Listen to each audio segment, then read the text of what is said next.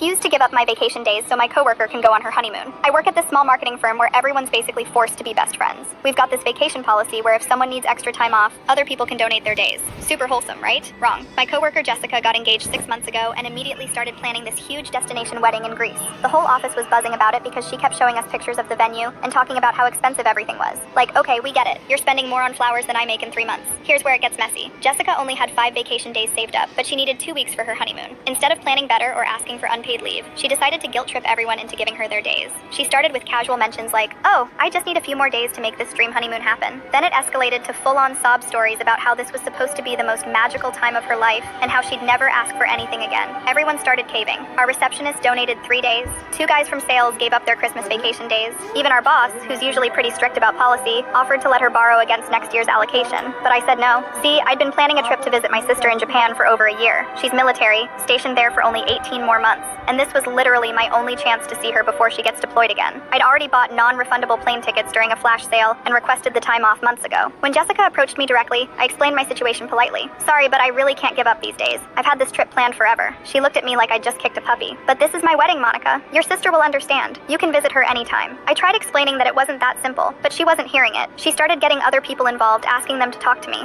Suddenly, I'm the office villain who's sabotaging someone's happiness. The pressure got ridiculous. People were leaving passive-aggressive notes on my desk about team spirit and supporting each other during life's big moments. Jessica started making comments like, well, I guess not everyone values friendship the same way, whenever I walked by. It all came to a head during our monthly team meeting. Jessica actually brought up the vacation situation in front of everyone, saying how grateful she was to those who'd helped her, and how disappointed she was in people who chose to be selfish during her special time. Our manager asked if there was anything else we needed to discuss about vacation policies, and Jessica jumped in. Well, I'm still short a few days because some people think their personal trips are more important than once-in-a-lifetime celebrations. Everyone's eyes turned to me. I could feel my face getting hot, but I stood my ground. My trip to see my sister isn't negotiable. I've had it planned for over a year, and the tickets are non-refundable. Jessica knew about her wedding 6 months ago and could have saved more vacation days or chosen a shorter honeymoon. The room went dead silent. Jessica's eyes filled with tears, and she started talking about how she thought we were all friends, and how hurt she was that I wouldn't support her during the biggest moment of her life. I felt terrible seeing her cry, but I also felt manipulated. This wasn't about friendship. It was about poor planning and entitlement. Later that day, HR called me in. Apparently, Jessica had filed a complaint saying I was creating a hostile work environment by refusing to be a team player. HR explained that while I had every right to keep my vacation days, they hoped I'd reconsider for the sake of office harmony. I didn't budge. Jessica ended up taking a shorter honeymoon, just 1 week instead of 2. She spent the entire time posting bitter social media updates about how some people will disappoint you when you need them most. When she got back, she completely froze me out. She wouldn't make eye contact, stopped including me in group conversations, and made sure I wasn't invited to post-wedding celebrations.